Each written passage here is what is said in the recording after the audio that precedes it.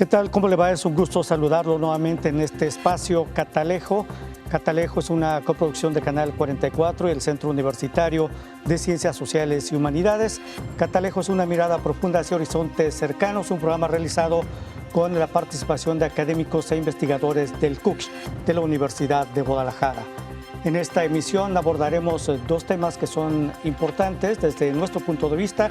El primero tiene que ver con la violencia en el país. Violencia e inseguridad. 2019 se cataloga como uno de los años más violentos, si no es que el más violento en la historia del país. Y también hablaremos sobre hipérboles en la crónica futbolística, esto en la segunda parte del programa. Para abordar el primer tema de esta emisión nos acompaña el maestro Luis Octavio Cotero Bernal, él es director del Observatorio de Seguridad y Justicia del CUCH. Maestro, bienvenido, gracias por estar con nosotros. Toño, aquí estamos a la hora. Gracias, el doctor Alfonso Partida Caballero, integrante del Observatorio sobre Seguridad y Justicia del CUCH también. Doctor, gracias al CUCH y a la Universidad de Guadalajara por la invitación. Gracias, doctor. Y el doctor Rogelio Barba Álvarez, integrante del Observatorio sobre Seguridad y Justicia del CUCH también. Doctor, bienvenido, gracias por estar con nosotros. Muchas gracias. Y bueno, como mencionaba inicialmente, 2019 se considera como uno de los años más violentos, insisto, quizá el más violento en años recientes en la historia del país. Y no lo decimos nosotros, son cifras que dio a conocer el secretario ejecutivo del Sistema Nacional de Seguridad Pública, concretamente en temas que abordaremos en esta emisión, que tiene que ver con homicidios, también con feminicidios, feminicidio infantil y personas desaparecidas. Jalisco también alcanzó su máximo histórico en temas de homicidios y bueno, concretamente en el tema de homicidios y datos del secretario ejecutivo del Sistema Nacional de Seguridad Pública indican que en el primer año de administración de Andrés Manuel López Obrador se alcanzó la cifra de 29,401 denuncias por el delito de homicidio. El país rompe máximos históricos, Jalisco también. Sí. Maestro Luis Octavio Cotero Bernal, sobre el tema de homicidios, ¿cómo está Jalisco comparado con el ámbito nacional? Desafortunadamente somos de los primeros lugares, una situación que se ha venido agravando y que pareciera que no hay intención de cambiar este estado de cosas. La delincuencia sigue gozando de cabal impunidad. Vemos solamente noticias de las personas que han fallecido, de los policías que caen todos muy frecuentemente, desafortunadamente, pero no vemos procesos, no vemos gentes detenidas, no vemos la labor de investigación de las instituciones. Esto me parece que está más que grave y que es urgente que la sociedad empecemos a actuar y a darnos cuenta de nuestra triste y penosa realidad. Y básicamente, con relación al ámbito nacional y datos del secretariado, señalan que en Jalisco en 2019, doctor Alfonso Partida, Jalisco registró 2.030 homicidios. Así es. También rompió su máximo histórico. ¿Estos datos concuerdan también con los estudios e investigaciones que realiza el observatorio? Sí, por supuesto. Es el año más violento y no solamente en lo que respecta a los homicidios en general, sino también los homicidios de mujeres. En el año 2018 fueron 211 y en el año 2019 229 y no ha dejado de crecer. Los homicidios viene a ser el punto neurálgico porque es el bien jurídico protegido que debe de solventar el Estado, es la vida por excelencia. Entonces, desde el año 2000 a la fecha, han sido más de 20,000 homicidios los que se han cometido y solamente se han investigado alrededor de 700. Esto nos dice la irresponsabilidad tan grave que existe de parte del Estado, y llámese de un color, de un tricolor o de naranja, porque técnicamente estamos hablando que hay en la calle 19,000 homicidas sueltos, ¿no? Pero no solamente es eso lo que ha crecido, Toño.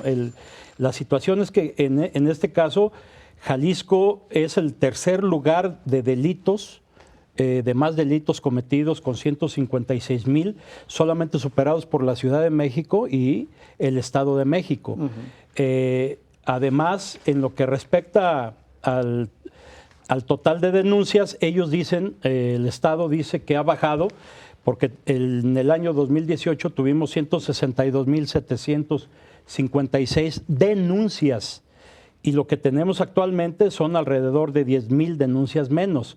Pero es eso lo que ha estado bajando, no así los delitos que están a la alza, están totalmente despavorecidamente creciendo, y que esto se debe a un escenario criminal que tenemos y que se debe a la impunidad, se debe a la corrupción, a la desorganización institucional, a la poca profesionalización de policías y de ministerios públicos, la falta de indicadores confiables, la falta de controles eficientes para evaluar corporaciones, la falta de personal competente para, como en el caso de la jerarquía que tenemos del fiscal, del encargado de la seguridad pública, que es un médico cirujano, que nada debería de estar haciendo, porque lo único que hace es justificar la desgracia de los jaliscienses en este caso, y tenemos algo que no se ha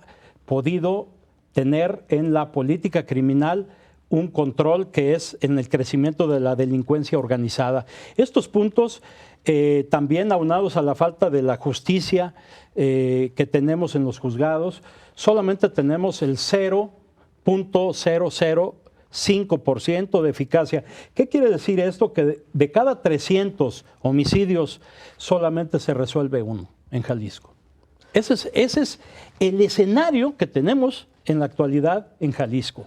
Así es. ¿No? Y con un dinero que se está gastando, cerca de 30,000 millones de pesos al año, que gastamos en seguridad, en policías, en ministerios públicos, en el esquema de justicia y en las policías de los 126 municipios. Así es, bueno, una enorme cantidad, 30,000 millones de pesos, que parece que no reflejan absolutamente nada, ningún proceso de inversión. La impunidad reina, y esto habla de un Estado rebasado. Doctor Rogelio Barba, ¿qué nos comenta al respecto? Sí, yo creo que aunado a las cifras que tiene el secretariado y de los resultados de nuestras investigaciones, de nuestros análisis sobre esos datos que otorga el secretariado, que son parecidos a los del ENVIPE, del INEGI. Sí. Vemos que la política obviamente ha sido rebasada en el sentido de la técnica legislativa no ha sido la más coherente para poder resolver este tipo de problemas. Por ejemplo, el tema del feminicidio, en el 2014 se reformó el Código Penal para aumentar de 40 a 70 años el delito, la pena pues por el delito de feminicidio, pero sin embargo vemos que somos uno de los primeros estados con mayor índice de crecimiento en este rubro. Lo mismo pasa con el homicidio, que también se hizo una reforma el año pasado en relación de aquellas personas que investigan o que son periodistas o que son de derechos humanos relacionados a un tipo criminal, en este caso en el homicidio, pero también establecen si es mujer la víctima, es decir, también aumenta a 70 años. Este tipo de técnica legislativa y de reforma penal para prevenir, disuadir la criminalidad, pues no ha sido la suficiente para poder contener este grave problema que impera en el estado de Jalisco, pero sobre todo que sobresale a nivel nacional. Y básicamente podríamos pensar entonces que ante estos escenarios, estas cifras que son contundentes, y hablar de un estado rebasado, ¿es lógico hablarlo en este sentido? ¿Es real así? Es evidente que a los gobiernos, tanto el federal como el estatal, no le ha interesado la delincuencia. Estamos a la deriva, no se invierte en capacitación, en armamento, en instrumentos. Se han creado leyes, se han ideado 1000 cosas de investigación, pero no hay quien haga el trabajo. Y no hay quien esté capacitado, no hay quien esté actualizado. Solamente le dan aspirinas al cáncer de este problema tan severo. Y pues esa es la realidad, y nosotros tenemos que ser muy objetivos y estarle poniendo el dedo en la llaga y decir al gobernante: no es cierto que estás haciendo nada, porque la verdad es esa. Cuando aparecen fosas es porque algún ciudadano la encontró y le avisa. No son productos de investigaciones, sí, claro. No son productos de un seguimiento que se le haya dado a nada. el país es un cementerio, es un cementerio clandestino, porque por donde busquemos habemos de encontrar cadáveres, desafortunadamente. Y como titulaba un periódico recientemente, Jalisco es una fosa.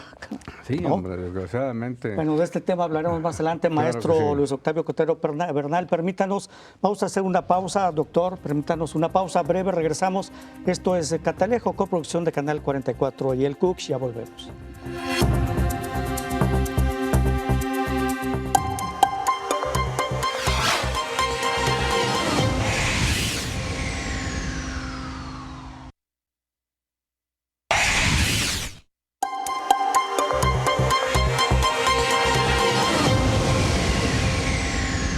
El Instituto de Estudios para la Transición Democrática y la Maestría en Ciencia Política del Centro Universitario de Ciencias Sociales y Humanidades presentaron en el auditorio del Campus Belénes un número doble de la revista Configuraciones, publicación cuatrimestral de la Fundación Carlos Pereira, asociación civil que hace honor a uno de los teóricos políticos más importantes de México. El ejemplar presentado corresponde a los números 48 y 49 y en él se discute acerca del populismo. Los 9 artículos que lo conforman muestran una pluralidad de ideas en torno a este tema que ha traspasado los límites escolares. En ellos, los lectores encontrarán sugerentes reflexiones sobre la autocratización, los desafíos de los partidos políticos, las desfiguraciones de la representación democrática, las variedades del capitalismo, la subversión de la democracia y también sobre la creciente personalización de la política en esta era de cambio. Asuntos que deberían ocupar buena parte de la agenda pública, por su capacidad de advertir caminos posibles por los cuales poder transitar. En esta entrega de un número más de la revista Configuraciones, destaca el esfuerzo de recolección, compilación, traducción y la propia contribución ensayística del doctor Mariano Sánchez Talanquer, coordinador del volumen. Este y todos los anteriores pueden ser consultados en línea en la página del Instituto de Estudios para la Transición Democrática, www.ietd.org.mx. Con imágenes de Fabián Robles y edición de Netza López, para Catalejo, Almendra Orozco. Bueno, continuamos en Catalejo, coproducción de Canal 44 y el Cux. El tema es la violencia e inseguridad en el país en el año reciente, 2019, considerado como el más violento en la historia de México. Otro de los graves problemas que afectan al país y a Jalisco concretamente es el tema de feminicidios. En 2015 hubo 74 víctimas, en 2019 fueron ya 229. Y si esto es preocupante, más aún que también se registra el fenómeno de feminicidio infantil. Y tan solo se han documentado 23 casos en poco más de 4 años. El tema de feminicidios también es un tema grave y preocupante, doctor. Por supuesto, en Jalisco en 2018 fueron 32 y subió en 2019 de 54. Estamos hablando de un 80% de crecimiento en el caso del feminicidio. Y lo que más preocupa es que no hay sentencias en este aspecto, ¿verdad? Esos son los puntos alternativos. Y de la misma manera el secuestro, que el año pasado hubo 16, me estoy refiriendo al 2018, y en el 2020 19 fueron 20 secuestros. O sea, siempre creciendo ese dato, siempre a la alza.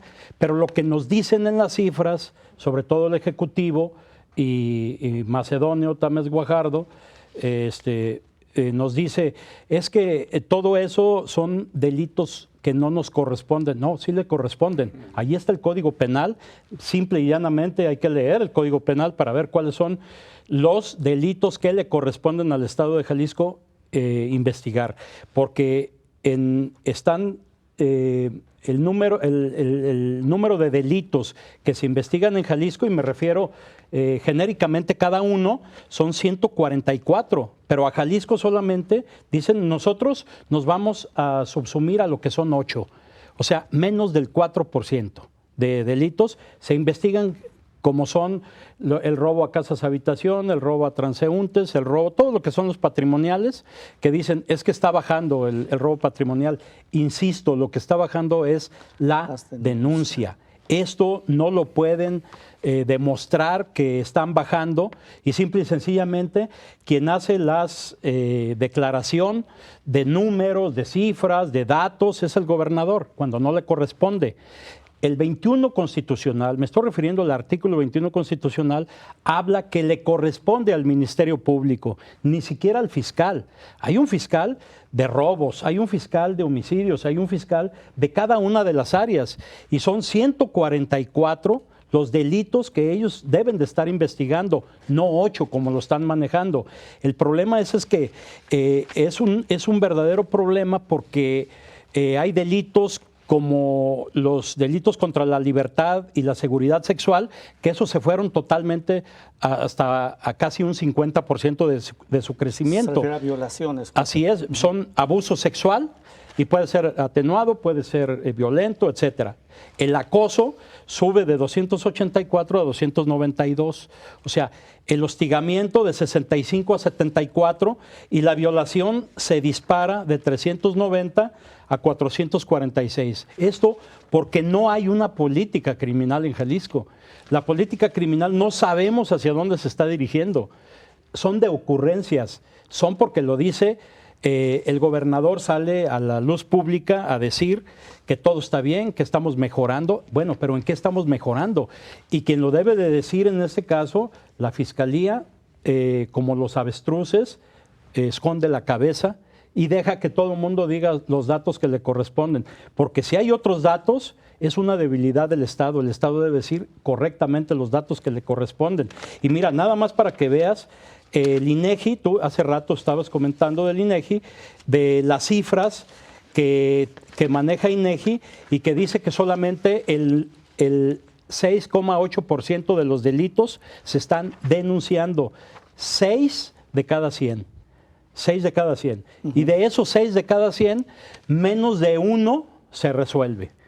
Para dar una cifra enorme de impunidad casi total en Jalisco. Bueno, y la baja en el número de denuncias también es una muestra de que la ciudadanía poco cree en el actuar de las autoridades, ¿no? Dice INEGI que una de las características por qué no denuncia a la gente es por la falta de credibilidad de las instituciones. Porque sabe que de la nada falta va a de servir, confianza. ¿no? Así si es. a mí me roban una pluma, me roban un reloj que me costó 500 pesos, me sale más caro ir a denunciar y perder todo el día, me roban mi celular, pues voy y me compro otro, porque ya sabemos que en el mercado negro están a la venta y simple y sencillamente la autoridad no hace absolutamente nada. O compra el suyo porque de casualidad Así se lo es. encontró ahí, ¿no? Bueno, lo que yo me refería del INEGI, doctor Rogelio Barba, es que el 28 de enero dio a conocer estadísticas preliminares a nivel nacional sobre los homicidios registrados en el país durante el primer semestre del 2019. El día 28 de julio dará a conocer ya el resumen de todo el año 2019, pero el INEGI señala que se registraron 17.198 homicidios en México, es decir, es una cifra menor a la que reporta el secretario ejecutivo. Bueno, pero es el primer semestre tan solo, ¿no? A INEGI, o la que le reportan al INEGI, ¿no? Es decir, habla de 14 homicidios por cada 100,000 habitantes a nivel nacional, esto dice el INEGI.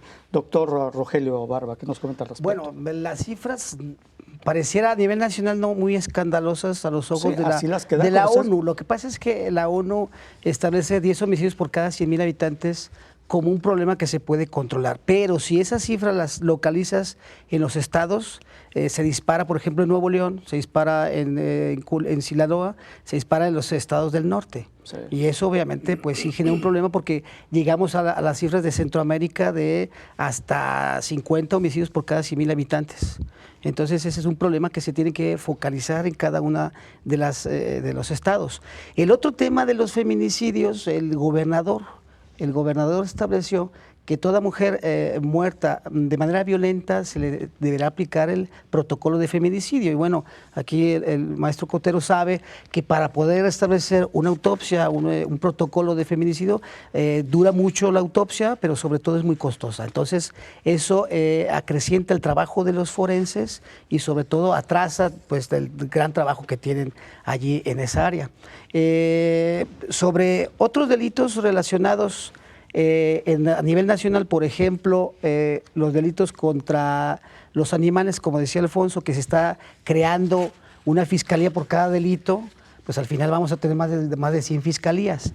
Yo recuerdo bien que cuando se creó el delito contra los animales, Abigeato, ¿no? No, el delito de maltrato contra los animales, maltrato que animal. fue... Perricidios.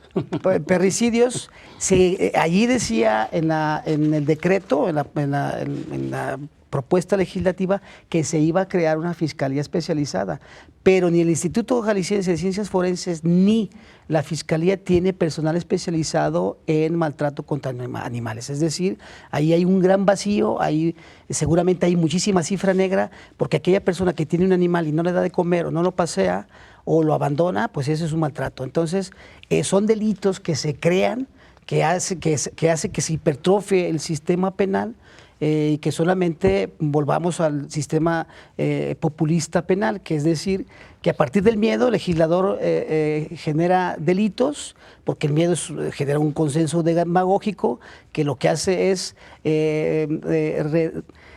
disminuir los derechos de las personas para poder atribuir los derechos de policía. En este caso, bueno, está claro en el tema del maltrato de animales, ¿no?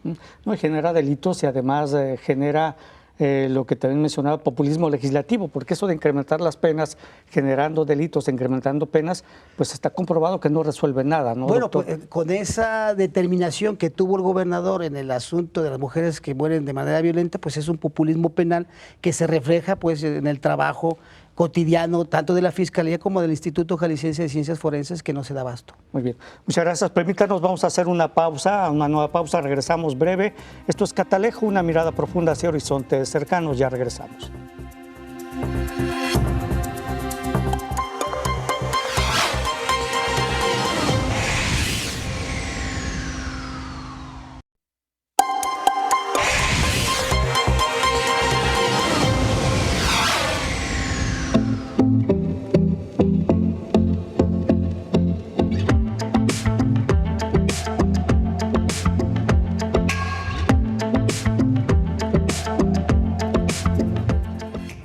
Bueno, continuamos en Catalejo. El tema es la violencia e inseguridad en el 2019 y otro grave problema, tanto a nivel nacional como a nivel estatal, es el tema de personas desaparecidas.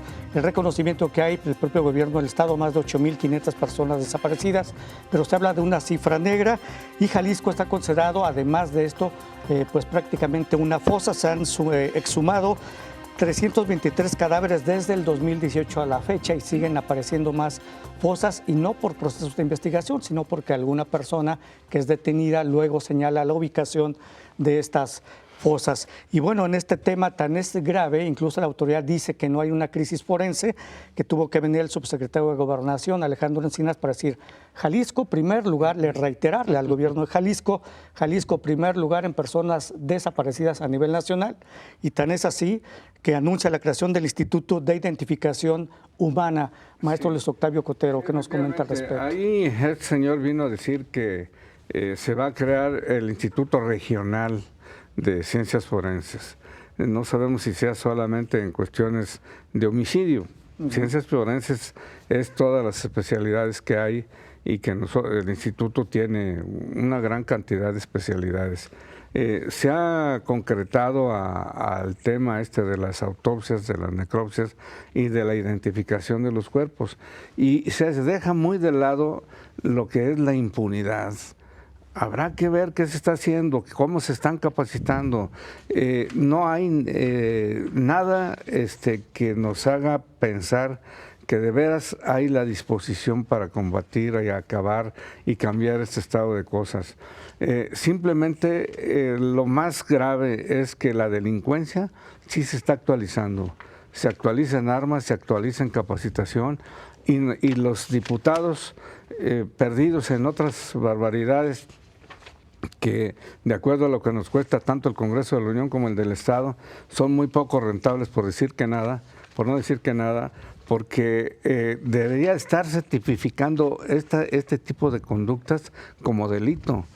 A ver, ¿quién está capacitando a los delincuentes que se han dado de alta en las filas de la delincuencia, ¿no?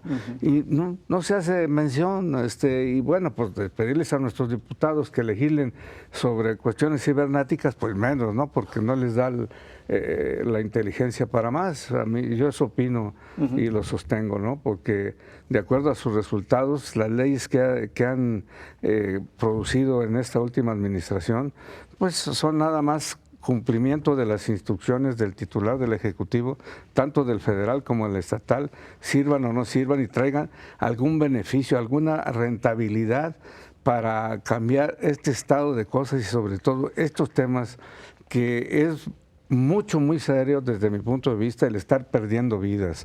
No podemos esperar a que estos señores, sus abuelitas, si tienen, o la mamá les venga a jalar las orejas y cambien de actitud. Estamos pagando con sangre lo que dice este señor, que no quiere balazos, que quiere abrazos, y ojalá y nunca le pase lo que nos pasa a muchos. Pero ya es hora de que se tome la medicina en la proporción de la gravedad que estamos padeciendo. Mencionaba hace rato, maestro Luis Octavio Cotero, que el gobierno ha demostrado que no le interesa el tema de la inseguridad, pero más que no interesar, creo que además de que no le interesa, es incapaz de enfrentarlo o teme enfrentar a la propia inseguridad, ¿no? A quienes generan la inseguridad. Nos queda por demás claro, o que está en contubernio, o que le tiene miedo, no obstante que tiene armas, que tiene leyes, que tiene recursos, que tiene la autorización que le da la ley para someter al más insoportable de los mexicanos que no está haciendo las cosas como se debe dentro del marco de la ley, y mexicanos o no mexicanos, quien esté en el territorio haciendo este tipo de actos ilícitos. Pero bueno, pues a mi juicio es evidente que no hay la intención de mejorar, porque yo alguna vez en algún artículo le propuse al presidente de la República, y como está establecido en la Constitución, las garantías pueden suspenderse de manera total o parcial cuando esté alterado el orden o la paz social. Y a mí, yo ya me di cuenta que está alterada la paz social. No sé si estos tipos no se han dado cuenta. Nos quedan 5 minutos y yo les preguntaría finalmente, ustedes como especialistas, ¿se hace algo primero para investigar los homicidios, para buscar a personas desaparecidas, y una vez que se encuentran restos de personas desaparecidas, para identificar a estas personas, doctor? Lo que pasa es que hay una falta de una visión de Estado para hacer lo que tiene que hacer las fiscalías, lo que tienen que hacer las policías, lo que tiene que hacer el sistema de justicia penal, porque esto debe estar englobado en algo que se llama política criminal, que no es otra cosa que el estudio o un conjunto de estudios empleados por los órganos de gobierno para hacer frente a la criminalidad. Entonces, en esta política criminal que viene desde Otto von List, desde los años 1800, entre 1800 y 1900, que establecieron en Alemania esto, a ver, ¿hacia dónde nos vamos a dirigir con toda la fuerza y la potencia del Estado? ¿No? Porque no puede ser posible que estos grupos delincuenciales o estos criminales, que en muchas ocasiones no son delincuentes organizados, sino desorganizados, le ganen la partida al Estado. Pero le ganan la partida porque forman parte de lo mismo. No se puede entender el crimen organizado sin la presencia de los elementos del Estado. Y entonces, de aquí se tiene que hacer un alto en el camino para hacer el análisis correspondiente y hacer la respuesta en una política criminal que esté plasmada. Pero si ahorita tú les preguntas a la propia Fiscalía y te dice, oye, ¿cuántos agentes del Ministerio Público tienes investigando homicidios? No te lo puedo decir por cuestiones de seguridad nacional. Pero luego después tú vas a la Fiscalía y te dicen, sí, mira, es Juan, Pedro, Manuel. Entonces, estos datos los tiene el crimen organizado, pero con la mano en la cintura, pero no son susceptibles de transparencia hacia los investigadores, que siempre nos dejan a medias. El Consejo de la Judicatura no nos han dado la respuesta puntual en lo que respecta al número de sentencias en cada uno de los delitos, para decirle al Estado que están mal, porque no se trata de contar números, de contar fosas, que van más de 74 en un año, más de 2.100 desaparecidos en un año, y que nos digan que está bajando y que vamos por buen camino. No, ¿vamos por buen camino en dónde? ¿Cuántas sentencias tienen? Porque en feminicidios va una sentencia. Una sola sentencia en 2 años. Doctor. Okay, gracias. 2 minutos, doctor Rogelio Barbarles, sus conclusiones sobre el tema. No hay política criminal. Bueno, decía el maestro Partida que Franz von Liszt, que es quien acuña la política criminal, que es una corriente de pensamiento para aplicar la legislación, pero él decía que la política criminal es el arte de hacer las leyes, en resumidas cuentas. El año pasado, hace 3 o 4 meses, se reformó una ley que ya no existe, aquí en Jalisco. La ley estatal contra la delincuencia organizada ya no existe, sin embargo hubo una reforma reciente y ahí está. ¿Y cómo es? Les avise a los diputados. Sí, se reformó esa ley que no existe, ¿no? Y eso de arte de hacer las leyes, pues no aplica en nuestro estado. Otra cosa que también, ¿qué es lo que se hace? ¿Cuál es la respuesta institucional frente a este gran número de desaparecidos? Es decir, el tema de las víctimas directas, indirectas, que se encuentra también plasmado en la legislación, no se concreta en la vida diaria. Es decir, se tiene que dar un tratamiento de víctima a la persona que efectivamente va y reclama su derecho, y va y reclama a su persona que está desaparecida y que aclama pues que las instituciones públicas puedan hacer algo por ello. Sin embargo, pues vemos que se criminalice doblemente la victimización secundaria, que también está prohibida en la legislación. Entonces, muchas personas que van y acuden a las instituciones formales a demandar, a denunciar un hecho, pues son maltratadas por las mismas instituciones, lo que genera esta doble victimización, que hasta la fecha no hay ninguna persona detenida o sentenciada por que ya es un delito, pues. Muy bien. Pues muchas gracias, maestro Luis Octavio Cotero Bernal, director del Observatorio sobre Seguridad y Justicia, doctor Alfonso Partida, integrante de este observatorio, y doctor Rogelio Barba, también integrante de este Observatorio de Seguridad y Justicia del CUCSH. Muchas gracias a los tres.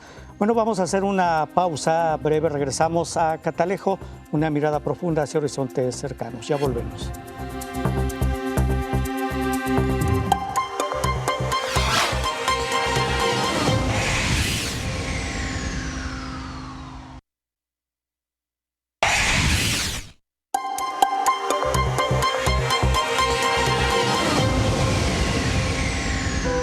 Las obras del escritor José Saramago, considerado el gran embajador de Portugal, llegan al Centro Universitario de Ciencias Sociales y Humanidades, Campus La Normal, con la conferencia José Saramago y la internacionalización de la literatura portuguesa, organizada por el Departamento de Lenguas Modernas y el Departamento de Letras del mismo centro. Impartida por la maestra Ana Rita Sousa, lectora del Instituto Camões en la Universidad de Guadalajara, se dio cuenta del peso y la importancia de este autor, el único escritor de lengua portuguesa que ha recibido el Nobel de Literatura y que incursionó en la ficción cuando la poesía era considerada el género mayor por excelencia, lo que ayudó a poner los ojos del mundo en la literatura portuguesa, que, hasta antes de los años 90, no era traducida al español.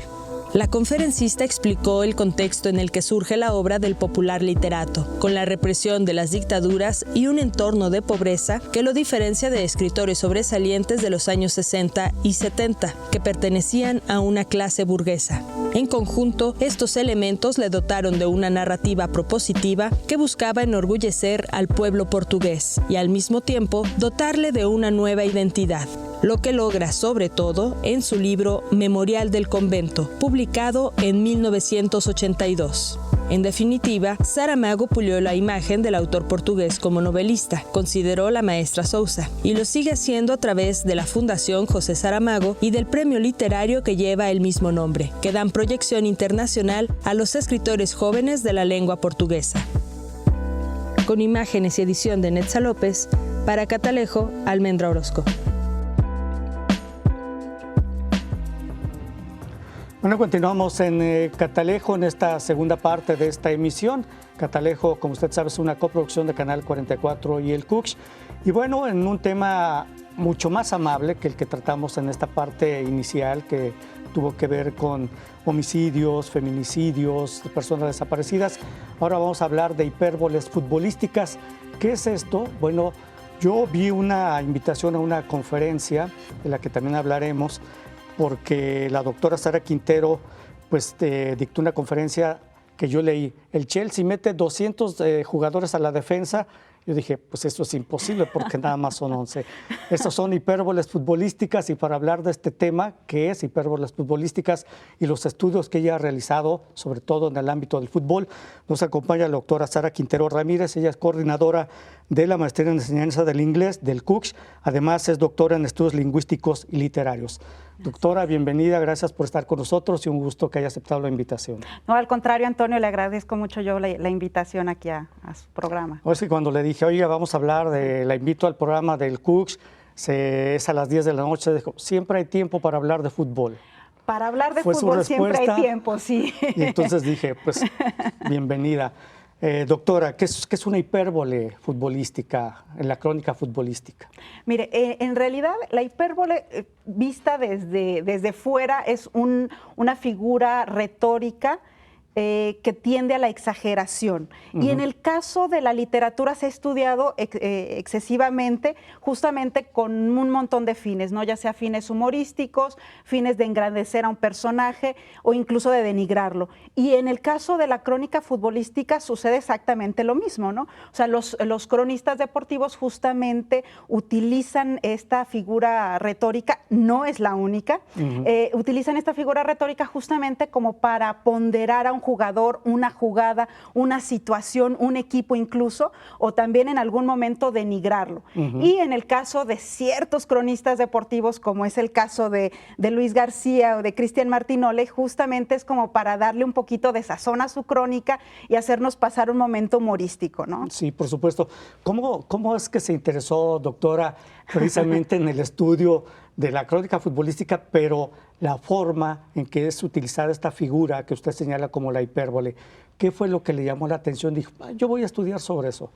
¿Cómo surgió esa inquietud? Bueno, en realidad hace ya mucho tiempo, más de 20 años, yo fui periodista deportiva.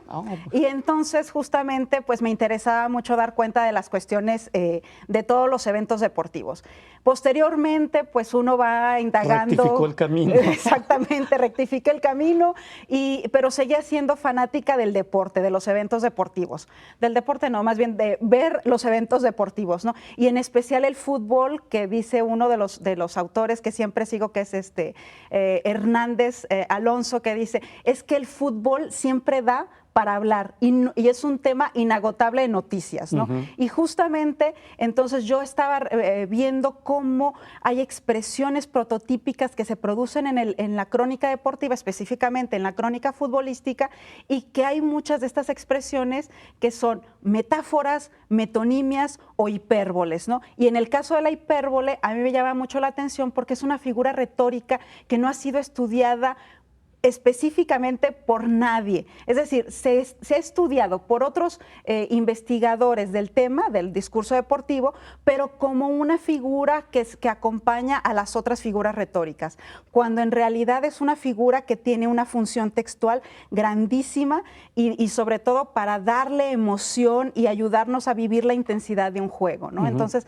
esta función, aparte de la de engrandecer y de ponderar a alguien o de denigrarlo, pues también juega un papel preponderante en vivir o hacer vivir al aficionado la intensidad del fútbol, como ya diría algún conocido cronista deportivo, ¿verdad? Efectivamente.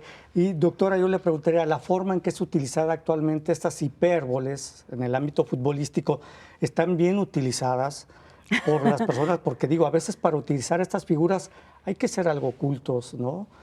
Yo recuerdo un cronista que era muy culto. Usted es muy joven, seguramente nunca lo escuchó narrar, Ángel Fernández.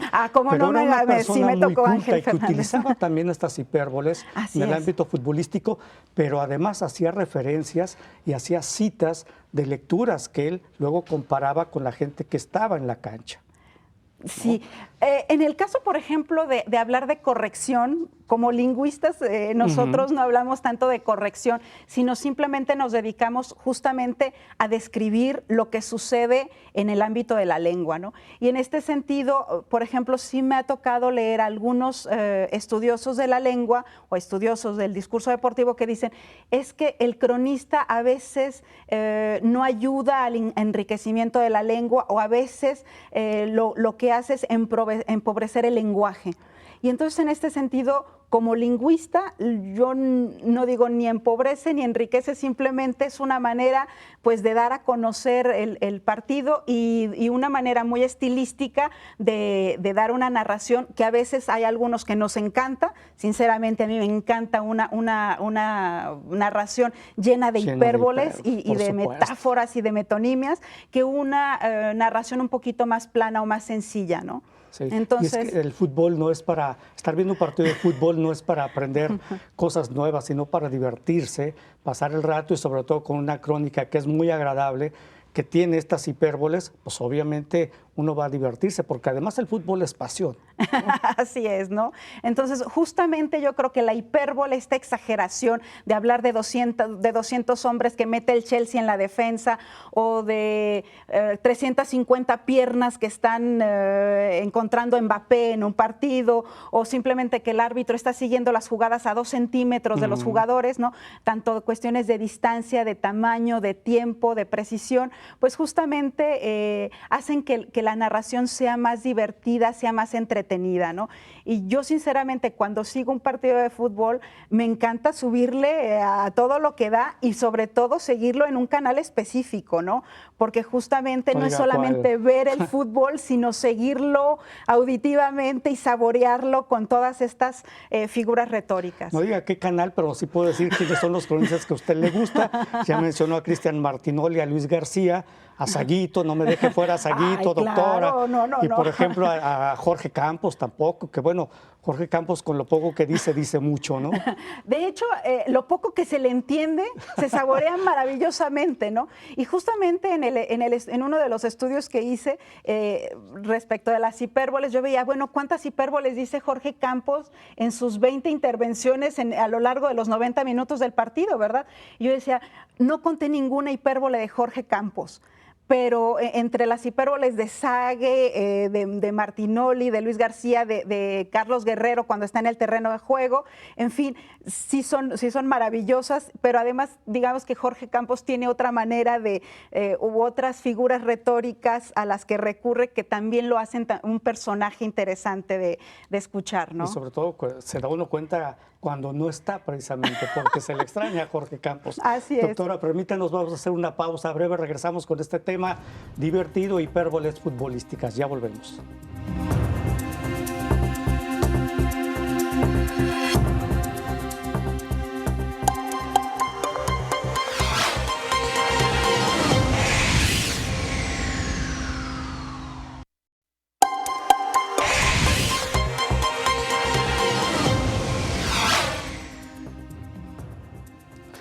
Bueno, continuamos en Catalejo, en esta parte final. Nos acompaña la doctora Sara Quintero. Ella es coordinadora de la Maestría en Enseñanza del Inglés del CUCH.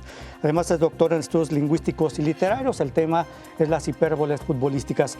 Doctora, pero platíquenos además, obviamente, de este tema, de la conferencia que ella impartió relacionada con lo que es las hipérboles futbolísticas, que fue muy entretenida. Además, tuve oportunidad de estar ahí. La verdad es que la pasé muy bien. Además de este libro que se va a presentar en fecha próxima. ¿En qué consiste el libro?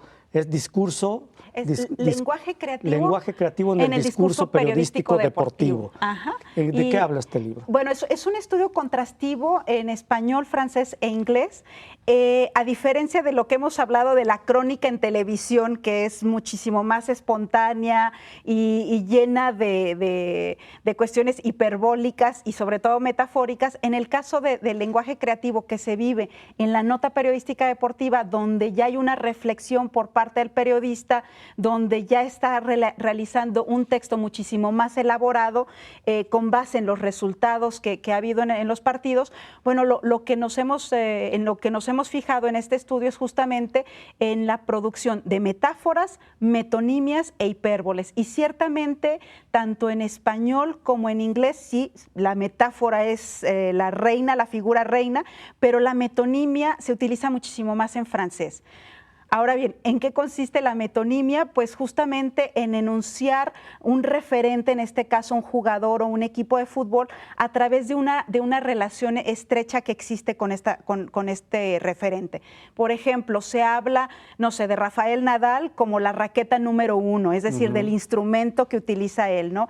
o, por ejemplo, se hablan de las piernas cuando en realidad se habla del futbolista, ¿no? Entonces, las piernas de 19 años, bueno, no eran las piernas de 19 Mbappé, años, eran ¿no? Mbappé, exactamente, ¿no? O hablar del francés, la nacionalidad, justamente, por ejemplo, para hablar de Griezmann, ¿no? En fin, es decir, este tipo de figuras que además en el caso de las tres lenguas constituye un elemento sumamente interesante porque constituye el hilo conductor del texto, de tal suerte que no hay repeticiones o no tantas repeticiones del protagonista de la nota periodística, sino que se va recurriendo a metonimias sumamente interesantes que también de alguna manera encriptan el texto para que el que es conocedor del evento deportivo sepa de qué se está hablando y se emocione al momento de estar leyendo el texto, ¿no? Por supuesto, y este comparativo da como resultado, es igual la forma en que se escribe periodísticamente hablando en México, en Francia, en Estados Unidos, es similar, igual. O México les gana, porque digo, me queda claro que en la crónica los de aquí son muy buenos, ¿no? Fíjese que, por ejemplo, recurriendo otra vez a las hipérboles, resulta que es muy interesante que en español, especialmente en las notas periodísticas latinoamericanas, la hipérbole es por mucho, o sea, ganadora, ¿no? Es cierto que no es la figura más frecuente de los textos, pero si se le compara con lo que sucede en francés e inglés, en las notas periodísticas latinoamericanas la hipérbole es mucho más recurrente que en los otros textos, ¿no? Nosotros tomamos notas periodísticas de diferentes países hispanohablantes, también de habla inglesa y de habla francesa, ¿no? Francófonos. Pero descubrimos un poco lo mismo, es decir, las funciones de estas tres figuras retóricas básicamente sí son las mismas en las notas periodísticas de los tres idiomas. No obstante, la frecuencia con que se producen las figuras retóricas sí es diferente, y especialmente hablando en términos hiperbólicos, sí hay un rotundo ganador que justamente es el periodista latinoamericano, que tiende, a pesar de que ya no está narrando el partido con aquella emoción y con aquella pasión, de todas maneras al momento de sentarse y de redactar su nota periodística, de todas maneras recurre a estas exageraciones para seguir ponderando o denigrando, según sea el caso, y de alguna manera para dejar tintes de humor para quien va a leerlo, ¿no? Entonces resulta que para mi gusto es muy agradable el poder leer notas periodísticas con estas tres figuras retóricas, ¿no? Muy bien. Nos quedan 3 minutos, doctora, y básicamente se pregunta, ¿por qué el fútbol no está peleado tampoco con la intelectualidad, ¿no? Yo recuerdo y he leído a algunas personas famosas, unas ya fallecidas, otras. Juan Villoro, por ejemplo, tiene un libro maravilloso que es Dios es redondo, el que habla de fútbol. Así es. No, los Villoro intelectuales a veces sí, no se identifican mucho con el fútbol, quizá porque lo quisieron jugar y no fueron muy buenos, ¿no? Pero en el caso de Eduardo Galeano, él mismo se reconoce como una persona, bueno, ya falleció, que no era bueno para eso. Y tiene un libro, un recuento de todos los escritos que ha hecho de fútbol que se llama Cerrado por Fútbol. Y la anécdota es que él en los mundiales pone ese letrero cerrado por fútbol afuera de su casa y todo el mes que dura el mundial se encierra para ver todos los partidos. El fútbol no está peleado con la intelectualidad, doctora. Así es. De hecho, bueno, en el caso de Galeano siempre yo decía, es algo que queremos hacer todo el mundo, ¿no? A la hora que está el mundial, resulta que es cuando, sobre todo, por ejemplo, nosotros en el Departamento de Lenguas Modernas, es cuando más trabajo hay y es cuando más necesidad tiene uno de poner el letrerito y de decir, cerrado por Copa del Mundo, por favor no interrumpan, ¿no? Así es. Desafortunadamente nada más lo pensamos, pero no lo hacemos, ¿no? Y es cierto que hay muchísima literatura o hay muchísimos literatos que hablan del fútbol. Muchos lo hacen discretamente no lo sé, ¿no? Si sea porque no fueron buenos en su momento, e incluso hay futbolistas o exfutbolistas, y pienso en el caso de Jorge Valdano. Jorge Valdano, el intelectual del fútbol. Exactamente, ¿no? Que justamente es del terreno del fútbol se pasa a un análisis en todos los ámbitos, ¿no? Incluso no solamente en cuestiones literarias, porque además tiene una manera de relatar tanto al oral como al escrito muy ameno, sino que además nos invita a reflexionar en cuestiones políticas, económicas, culturales, y entonces también nos deja un muy buen sabor de boca, ¿no? Con todos los libros que ha hecho y además con el conocimiento que tiene tanto del mundo futbolístico como de la cultura en cualquiera de sus ámbitos, ¿no? Por supuesto, y eso lo dice un campeón del mundo. Además. Jorge Maldano. Además, bueno, finalmente nos queda un minuto, doctor, y yo nada más quiero referirme a una frase que se la dije, siempre se le ha atribuido a Eduardo Galeano, y que yo la considero como, es muy acertado, sea o no de Eduardo Galeano, hay una frase que dice, el hombre puede cambiar de todo, de casa, de carro, de cara, de familia, hasta de mujer, pero nunca de equipo de fútbol, ¿no? Y yo estoy de acuerdo con esa frase, pero en realidad se la atribuyen a Galeano, pero esta frase, en forma distinta, Galeano. no es de él, ¿no? Pero forma parte de un libro que se llama El secreto de sus ojos, de Eduardo Sacheri, o Zachary, como sea, y que además está en la película El secreto de sus ojos, y dice, el tipo puede cambiar de todo, de cara, de casa, de familia, de novia, de religión, de Dios, pero hay una cosa que no puede cambiar de pasión, y están hablando concretamente de fútbol. Así es, ¿no? Yo creo que es parte también de ese quehacer que uno tiene, de tener una pasión, de tener justamente un equipo al que le va y descargarse con ese equipo y añorar que gane si no gana y victoriar cuando tiene pues el campeonato, ¿no? Así Entonces, me parece que es muy cierta esa frase, ¿eh? Doctora Sara Quintero Ramírez, le agradezco mucho que haya estado con nosotros y espero que rectifique, así como rectificó el camino hace tiempo en sus preferencias deportivas de equipo de fútbol, ¿no? Doctora, ya no le vaya a las Chivas, por favor. No se puede, ya lo vio, Ya que lo no dije. se puede cambiar de pasión. Muy bien. Doctora Sara Quintero, le agradezco mucho. Al contrario, Antonio, le agradezco mucho a usted. Muchas gracias. Bueno, llegamos a la parte final de Catalejo en esta emisión. Muchas gracias. Nos vemos y escuchamos en la siguiente emisión. Gracias.